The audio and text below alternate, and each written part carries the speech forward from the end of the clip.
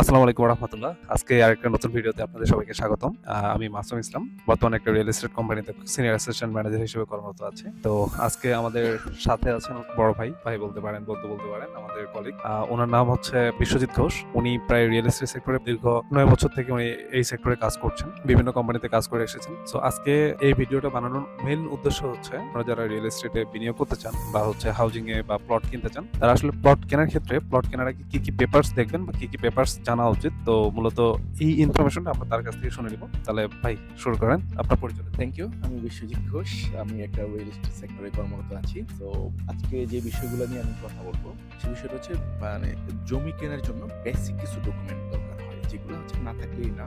So এর মধ্যে হচ্ছে সর্বপ্রথম আসবে হচ্ছে নামজারি, তারপর হচ্ছে 3টা পর্চা আছে, সিএস, আরএস এবং এসএ। এর বাইরে যে ডকুমেন্টগুলো এক্সট্রা দরকার হয় সেটা হচ্ছে ডিসিআর, ডুপ্লিকেট কার্বন রসিদ, আর হচ্ছে আপনার খাজনা আদায় রসিদ, যেটা বা হচ্ছে ট্যাক্স সার্টিফিকেট।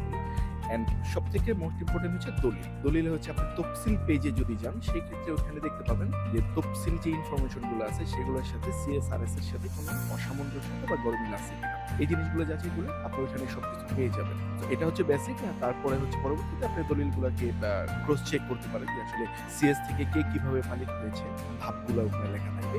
এই বেসিকগুলো ইনফরমেশনগুলো আপনি জানলে বা একটু চেক ভেরিফাই করলে আপনার জন্য এনাফ হয়ে যাবে। ধন্যবাদ নাসিম ভাই, আমাকে এই সুযোগ দেওয়ার জন্য, হয়তো আপনার অডিয়েন্সের সামনে এই কথাগুলো বলার জন্য। ধন্যবাদ।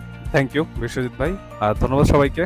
আশা করি আপনারা যারা এই ভিডিওটা দেখবেন বা যারা এই ইনফরমেশনগুলো জানলেন, আশা করি এই ইনফরমেশনগুলো আপনার জমি কেনা বেচার ক্ষেত্রে ন্যূনতম হলেও হেল্প করবে। আপনারা সবাই জানেন যে আমরা এই চ্যানেলে বা আমি এই চ্যানেলে মূলত রিয়েল এস্টেট সেক্টরের যাবতীয় আপডেট নিয়ে কাজ করি। সো আপনারা যারা নতুন ভিডিওটা দেখছেন, এখনো সাবস্ক্রাইব করেনি, তারা অবশ্যই আমার এই চ্যানেলটাকে সাবস্ক্রাইব করে রাখবেন। ইনশাআল্লাহ আমি আপনাদের এতটুকু বলতে পারি, আপনি এই চ্যানেল থেকে উপকৃত হওয়া ছাড়া কখনো ক্ষতির সম্মুখীন হবেন না বা কখনো লস আপনার হবে না। তো ধন্যবাদ, ভালো থাকবেন।